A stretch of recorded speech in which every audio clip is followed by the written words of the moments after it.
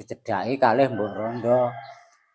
Oh Raden menawi nedha bubur ampun king tengah, king pinggir, nengah-nengah wis adem. Saestu Raden Said mboten tiyos dhahar.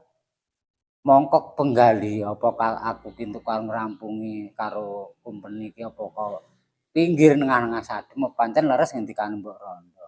Pamitang mboten tiyos dhahar neruse lampah niku wonten sak pinggire mregi, wonten piyantun sepuh namine Kasan Nirman Nglaroh niku daleme pundi kula mboten mangertos.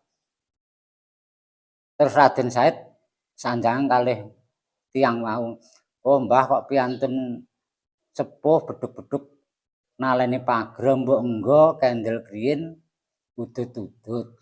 Saestu kendel saestu sareng pun rada santawis kiyene wau sanjangan.